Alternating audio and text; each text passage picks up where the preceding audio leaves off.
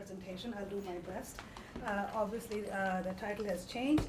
Very briefly, what I'm going to present, I'm an anthropologist, and perhaps the only one, if I'm not wrong, in the group. And I started my work on urban because I was actually interested in looking at planners. The object of my study was initially planners and planning, and what is the regime of knowledge and expertise. And it's through that I got into looking at the city of Gurgaon. And I have a whole bunch of pictures.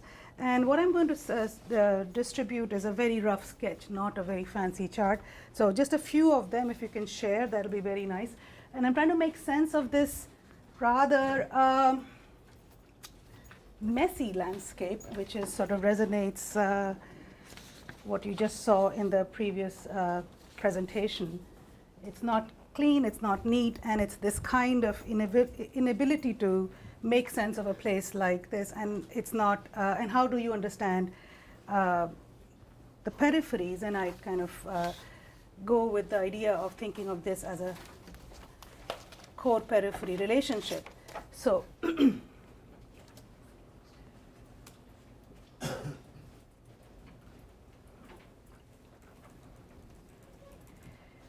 as you well know, urban territories in the global south are radically changing. In South Asia, as unprecedented numbers of migrants from the countryside move to cities, chasing their dreams and desires, looking for work, housing, land, livelihood, and a better future, cities like Dhaka, Delhi, Mumbai, Karachi, among others, are witnessing a remarkable expansion. In the case of New Delhi, from a relatively small city of 4 million people in 1971, its population is now approximated to be close to 17 million or more. South Asia, of course, is not alone in recording such an expansion. Similar urban transformation is familiar to several urbanizing spaces in the global south. In 1985, acknowledging the rapidly changing face of Delhi, a National Capital Region Act was passed, and from National Capital Territory, this became the National Capital Region, and this expands to two neighboring states of Haryana and Uttar Pradesh, largely agrarian, and now it also Rajasthan, and mimics something what you were saying in the case of Beijing. And my work is on Gurgaon, a city which borders, and it is in this moment, in 1980s, early 1980s, 1985, coinciding with economic liberalization, structural adjustments, entry of USAID funding, and World Bank projects, that you find simultaneous de-agrarianization and urbanization which is taking place. And it is this little cluster of villages which has morphed into a town was largely agrarian and belongs to farmers and pastoralists from different caste groups, largely Jat, pastoral Gujars, Mayos, and Balmikis.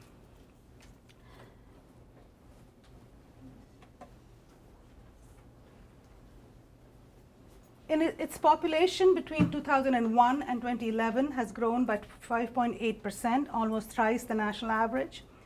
And it is in this moment of change, Haryana became one of the first states to involve private land developers to acquire and sell land. And so far, until the 1980s, we did not have any private land developers. It was all done by the state. And it was until 1962, when Delhi's first master plan was made, DLF, Delhi Land and Finance, was the main private developer which developed whole of New Delhi. But once the Delhi Development Authority was created and did a massive project of mass housing in Delhi, DLF was actually thrown out of Delhi, and they came to, they are the main developer who have developed Gurgaon since 1980s, more or less.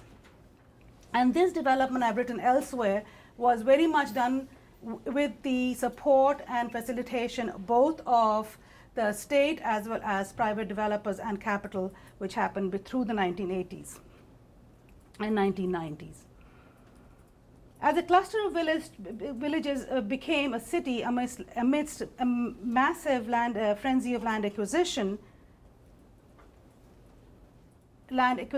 speculation, and displacement, the trajectory of the urban, as you can imagine, did not exactly conformed the norms of urban planning and rendered many of the standard categories of urban planning more or less meaningless. The everyday practices of class, caste, kin, gender, land, patronage, coercion, corruption, and even violence confounded and often superseded the plan.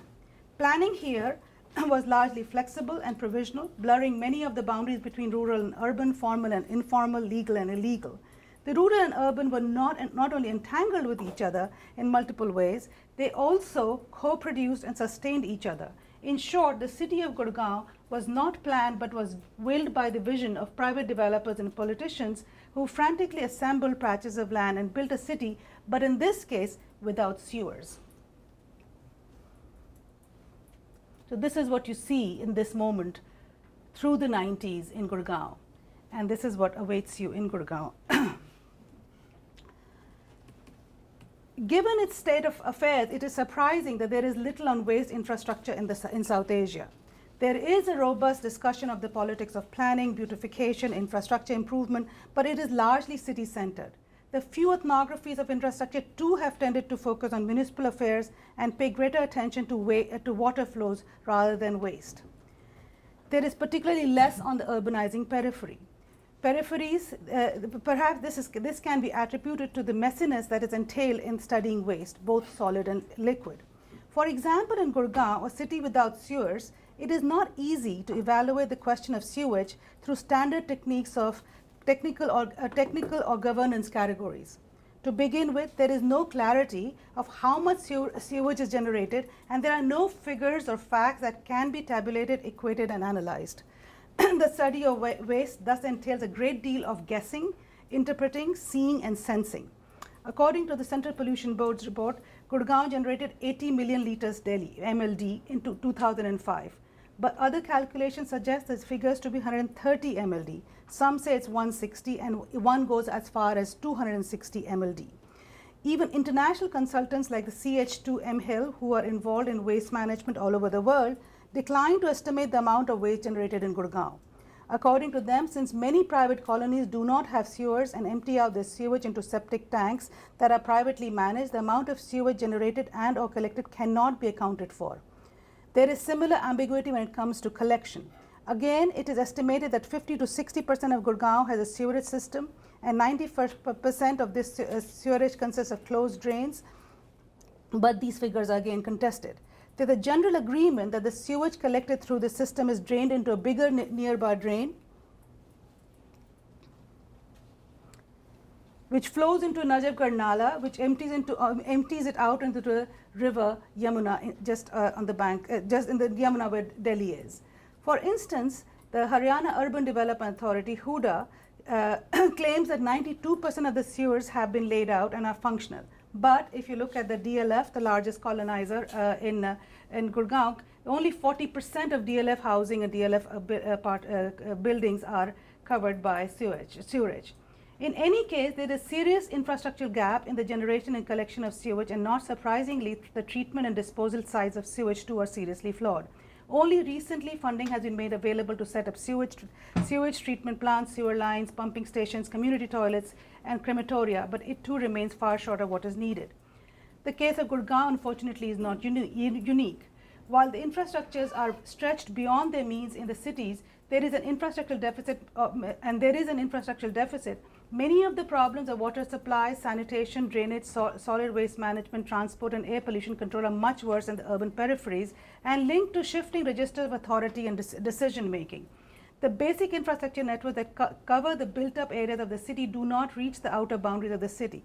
Since peri-urban areas lie outside the legal jurisdiction of the city and sometimes even outside the legal jurisdiction of any urban local body, there's hardly any provision of many of the basic services that are taken for granted in the city. So for instance, in the case of Gurgaon, what happens is facilities like water, waste, electricity, some of these are considered urban and others are considered rural. And there's constantly, even right now, there's a contestation which governance body will cover which of these sectors. As a result, oftentimes, sort of caught in between these governance categories, there is none who's taking care of this. And in this moment is some kind of the instability of interconnectivity. What you're talking about is you find a lot of creativity and a lot of new intersections and interfaces come, and I'm just coming to that.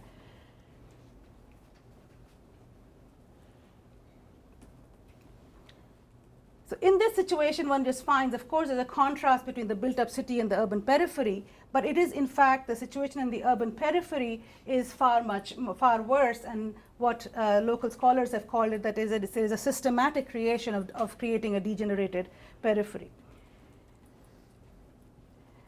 In such a scenario, there's a range of infrastructure arrangements that have come to take shape. Before I turn to a detailed discussion of the everyday infrastructures of waste, I wish to make two general points about the politics of infrastructure in the cities of the global south.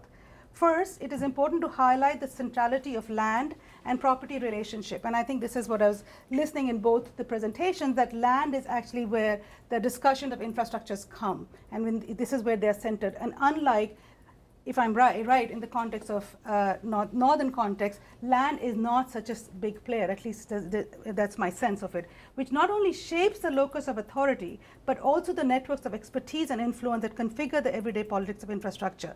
Unlike the global north, the key points of departure in the south is the dynamics of land, property and dwelling that is critical to an understanding and tracking of the politics of infrastructure. I would suggest that the question of land is even more central in the urban peripheries, where, unlike the city core, land is still being acquired and converted for non-agricultural purposes, and there's a greater fuzziness around land titles, ownership, and rights to use and access. The fuzzy and contested nature of land and property regimes in the peripheries not only shapes the everyday practice of housing, but also of infrastructure. For instance, where the sewage pipe will start, where it will end, who will have the connections for a more regular flow of water, where the garbage will be dumped, who will collect the garbage, are all informed by differential relations of land and property. The second point has to do with how and what we identify as infrastructure. I mean, sometimes we use the term infrastructure, and I don't even know we're talking about the same thing. I mean, looking at Waterloo and looking at these the suburbs, I do not know. It is necessary that we pay attention to the uneven spatial histories, regional political economy, and structural relations that materially and symbolically support infrastructures and distinguish different infrastructural regimes and practices in the global north and south. In the northern context, the prime concerns of infrastructure are about efficiency, improvement, speed, congestion, pollution, and aesthetics. While these concerns remain in the cities of the south, the thrust of infrastructure in the urban peripheries departs from such a focus. In the south, the focus is on fundamental issues of provision of basic infrastructural services, access to clean and drinking water, or connection to the sewage, electricity, or telecommunication, thus urging us to rethink the ubiquitous category of infrastructure much more carefully and critically. The embeddedness of infrastructure in deeply unequal social relations, it is important that we collect the stories of infrastructure and slowly and demand careful study of everyday material conditions, local histories, role of diverse and big and small actors, and develop a conceptual apparatus that does not mimic the generalized theories of the North, but articulate a repertoire of concepts and categories that can help us make sense of infrastructure that is about questions of provision, access, and inclusion. Such a repertoire will have to first and foremost move beyond the obsessions with the discourses of inefficiency and failures of both the state and the market. Second, the new repertoire will have to abandon the normative categorizations of planned and unplanned, legal and illegal, housing and slums, and instead document and analyze actually existing practices of infrastructure that are embedded in everyday practices of power and authority. So the map I've given you, and this is what I want to acknowledge the help of my research assistant Prasad Kanolkar, who actually is a planner, and he helped me build this together. And this is what we found, that when we started doing our fieldwork in Gurgaon, it was firstly very hard. So it was the kind of charts I have circulated. We started drawing them, trying to make sense of it. And it seemed as if it was random, it was haphazard, we couldn't make sense of it. But there is a certain kind of pattern to this, flows and charts and blockages. And it is in this way, thinking of this chart, and I will sort of go over these different sort of residential units, we came to think that in fact what is central to thinking about infrastructure in the south is the politics of land and politics of property and tenure, which is central to thinking. So what we have here is the urban villages right in the corner, and these are urban villages, as the images I want to show are kind of resemble, these are the density centers, people who have sold their land and they are sort of bounded by something called the red tape or a lal dora. They are no longer agriculturalists. Some of them have some cattle, but they don't want to leave these villages. They continue living here. And they used to be somewhere between 10 to 15,000, but are now close to 100,000 and sometimes even more. So this is what they look like, and they have most of them do what they call is property work. They have become assistants to real estate workers, participate in the construction business, and have also become big landlords. And this is what the outskirts of the urban village looks like. And this is the former village common right next to a temple, actually. But and they have got involved in collecting or doing the business of recycling and waste collecting. Now, outside of this, going back to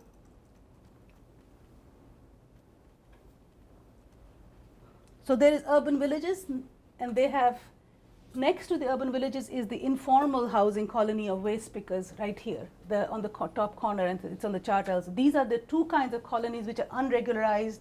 Land titles are very vague. There's a lot of ambiguity. Mostly migrant, mostly Muslim workers who, and sometimes lower castes, who have come to the city in the last 10 to 20 years. They kind of live in what we may call as slum-like conditions, and they begin to participate in the solid waste management, and sometimes sewerage as well. Now, these are the private colonies developed by the DLF in the 1990s, and they also have a fairly the internal mechanism is obviously well organized, but they don't have connections with the main city pipes. So as a result, you actually have the DLF will have its own pipes running, and the urban development, the state colonizer, which has developed around 20% of Gurgaon, they have the state pipes, sewage pipe running, but there is no connection. And so what you find in such a situation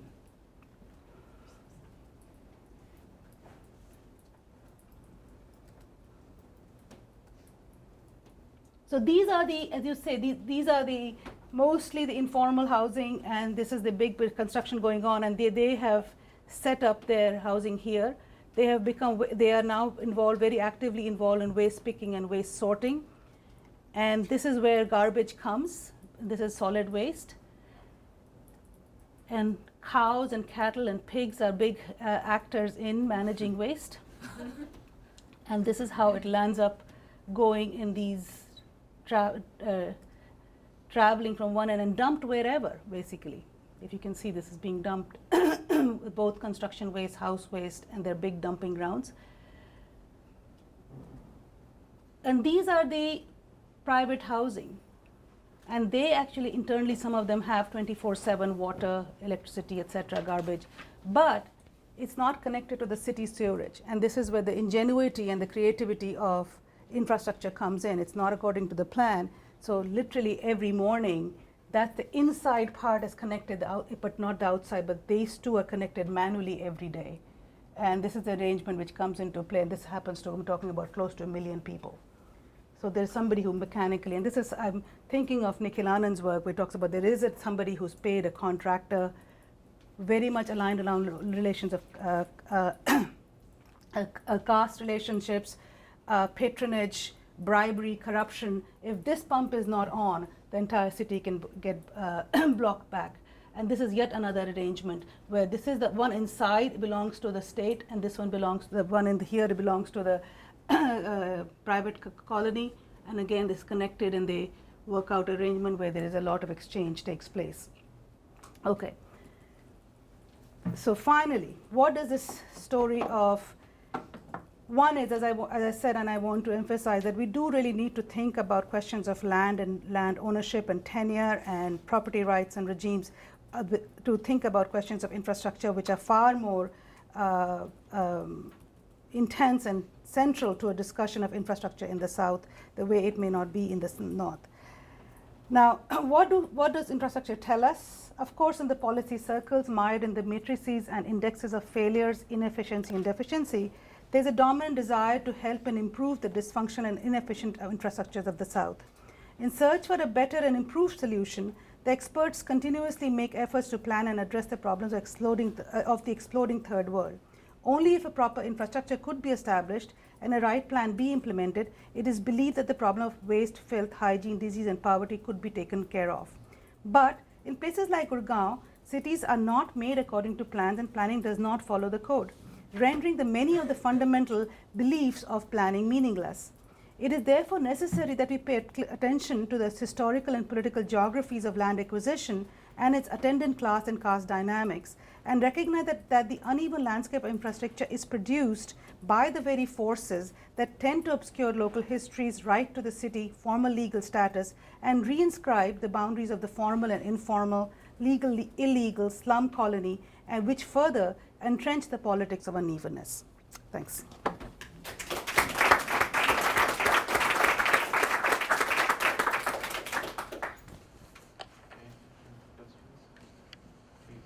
David, Pierre? Oh, sorry, okay, so let's say David, Uta, Shubhra, and Pierre. Okay, and the five questions. Okay, that's it. Nobody else can ask anymore.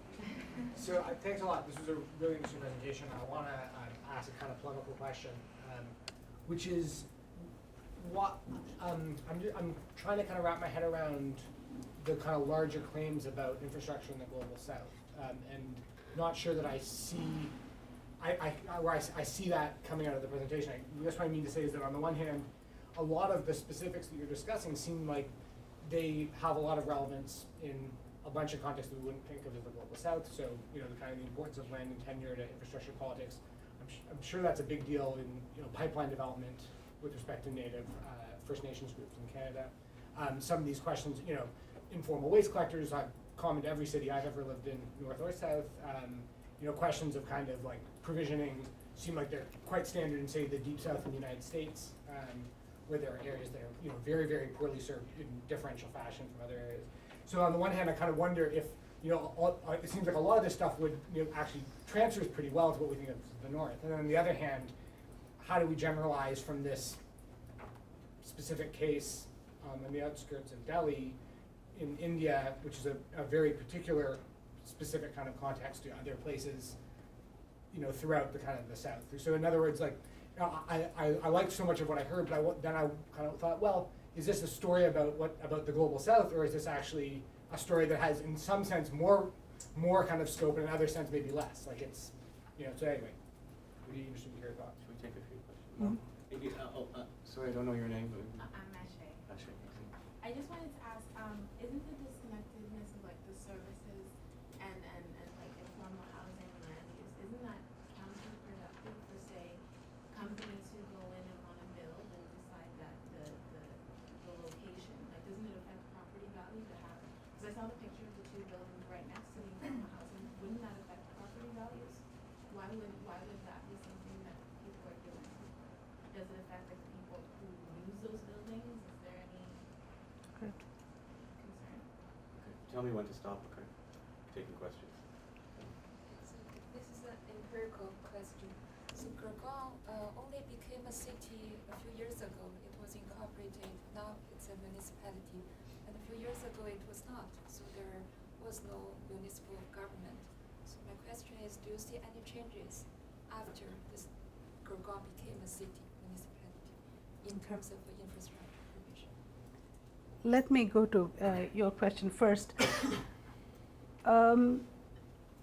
Terms of what is productive, why people come to Gurgaon and why they began, you know, building at such a rapid pace, was, you know, land availability, cheaper land prices. So not having infrastructure was not a deterrent.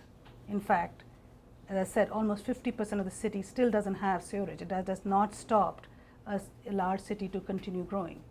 So one is there is a lot of demand for housing, and there's a lot of availability of cheaper housing, and the fact that the informal housing, which houses close to 100,000 people, has no sewerage, doesn't matter, and that is the unevenness of it. So people who live in gated communities actually have, you know, world-class infrastructures and have water and sewage and electricity, all of that. So it's precisely who cares. Those who care manage their own private arrangements to respond to these, you know, so-called deficits.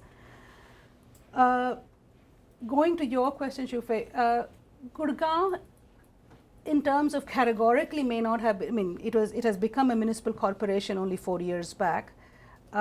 It's still unfolding. It's very unclear how it will unfold. It has not made any difference. In terms of, it has been a city for at least 20 years in some sense. There's been sort of urban, institutions have been set up, and there were the Haryana Urban Development Authority has been involved. So in some sense, it has been a city and not a city for the longest time. And this, will its reconfiguration as a municipal corporation make a difference? It's hard to say still. There have been some transportation projects, something, but it's not clear how, if it will change. And given that so much of the infrastructure is actually in private hands right now, and it's so much entangled with the caste politics of who are the contractors who run both water and sewerage work, it's hard to say that how it will unfold. Now, going back to your bigger question, what are the claims? How do we think, and I think this kind of takes Roger's earlier comment, how to think conceptually. How do theorize across place, across time? What do we make sense of the North and South? Is it even necessary to think of North and South in comparable terms? Is comparison necessary or possible? That's a challenge. And what does generalization mean? Are those categories of infrastructure or planning actually, go from the north to the south? And the challenge is that, especially, Ananya Roy argues that India cannot plan its cities. The whole idea of planning itself is entrenched in an idea that you actually can have a very modular kind of approach to thinking about space and movement and work and housing. But in places like Gurgaon, which is close to 2 million people, actually, it was not a planned city, or there were plans, but nobody really cares for the plan.